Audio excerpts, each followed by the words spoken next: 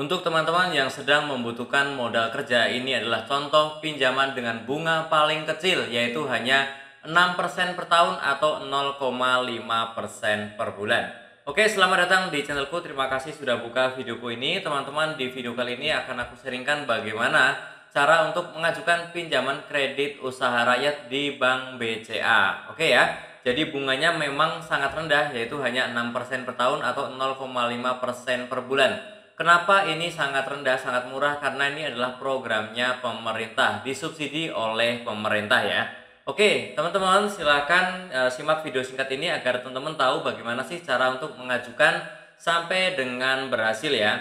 Jadi nanti teman-teman untuk pinjaman ini bisa dipakai untuk modal kerja, kemudian bisa juga untuk investasi, pengembangan usaha dan juga biaya ataupun kewajiban usaha ya. Dan lain-lain intinya seputar tentang usaha teman-teman semuanya. Tapi sebelumnya untuk yang pertama kali mampir silahkan untuk subscribe dulu agar tidak ketinggalan informasi serta tutorial yang sering aku bagikan di channelku ini. Yang pertama akan aku jelaskan terkait limit ya. Jadi kur yang ada di BCA itu ada 3 macam. Kur mikro yaitu untuk 10 juta sampai dengan 100 juta. Kemudian ada kur kecil yaitu 100 juta sampai dengan 500 juta dan juga kur khusus itu di atas 500 juta ya. Nah, di BCA ini memang tidak ada yang di bawah 10 juta. Untuk yang super mikro di sini tidak ada ya.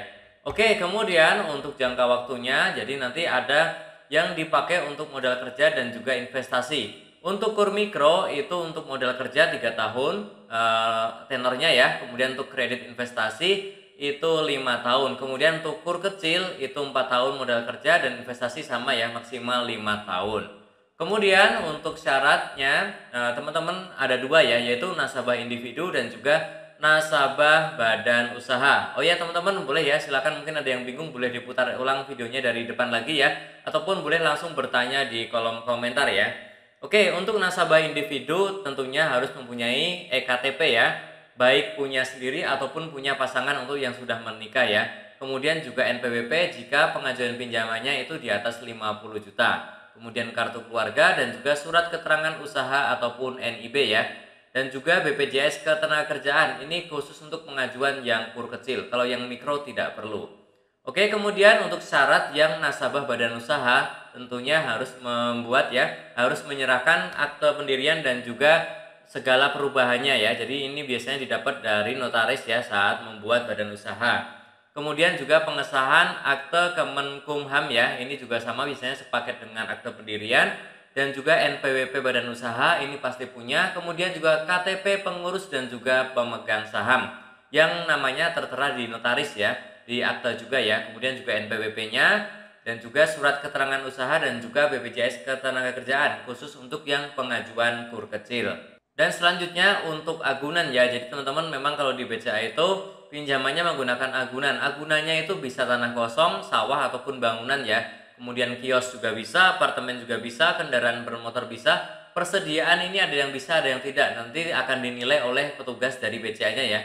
Termasuk mesin untuk usaha itu juga ada yang bisa dijadikan jaminan, ada juga yang tidak. Nanti teman-teman bisa komunikasikan, bisa konsultasikan ya. Oke, jadi seperti itu. Kemudian untuk syaratnya ya, pastinya untuk warga negara Indonesia yang sudah memiliki EKTP ya. Kemudian juga bisa perorangan atau badan usaha ya, seperti yang tadi sudah saya sebutkan ya.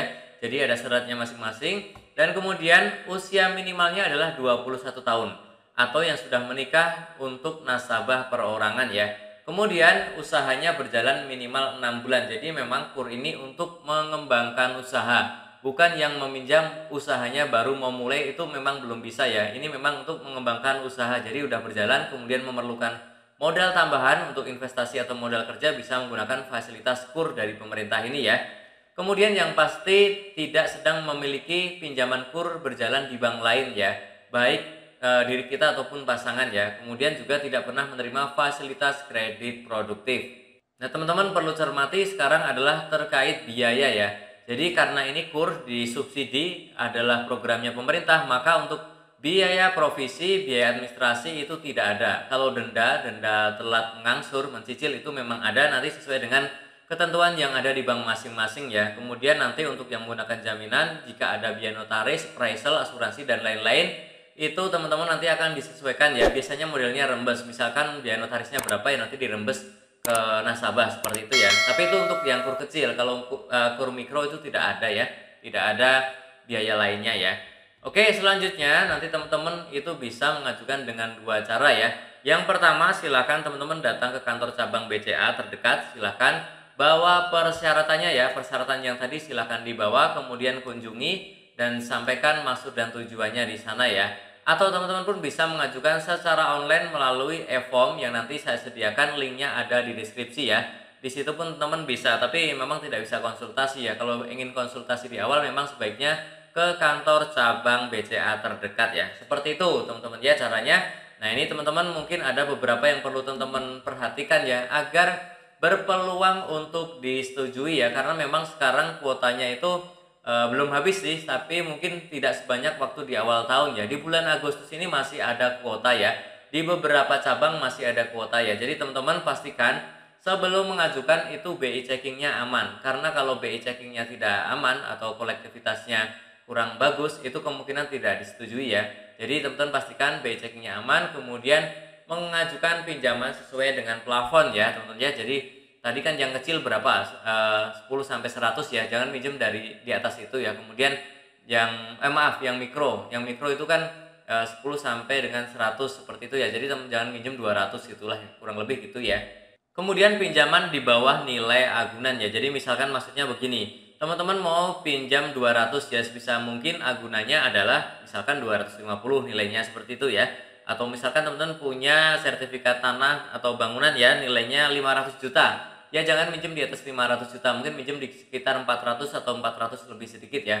Agar berpeluang untuk disetujui ya. Karena kadang-kadang kalau syaratnya tidak memenuhi itu teman-teman kadang-kadang pertama diceknya lama, kemudian juga kadang-kadang ya itu dibiarkan gitu. Karena petugas pun pengen melayani yang memang syaratnya sudah lengkap ya. Jadi pastikan syaratnya lengkap ya. Kemudian sebisa mungkin sih memiliki rekening aktif ya di BCA ya. Kemudian dana tersedianya itu per bulannya, dana mengendapnya minimal ya sesuai cicilan yang akan kita ajukan nanti ya. Jadi artinya nanti teman-teman akan dinilai, oh ini orang ini mampu untuk mencicil setiap bulannya, kurang lebih seperti itu ya. Kemudian juga ada ini informasi tambahan aja, ajukan di hari dan jam operasional bank ya. Jadi misalkan online itu sebisa mungkin sama di jam kerja seperti itu mengajukannya ya.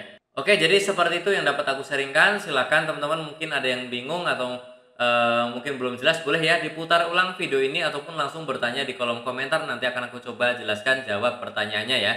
Ataupun teman-teman mungkin ada yang ingin sharing, mungkin pernah mengajukan selalu gagal, atau mungkin ada teman-teman yang merasa terbantu dengan pinjaman kur di BCA ini ataupun di bank-bank yang lain. Silahkan boleh ya sharing di kolom komentar agar bisa bermanfaat untuk teman-teman kita yang lainnya. Dan tentunya masih banyak lagi informasi serta tutorial yang akan aku sharingkan di channelku ini. Jadi jangan lupa untuk subscribe, like, dan juga share. Sampai jumpa di videoku selanjutnya. Terima kasih.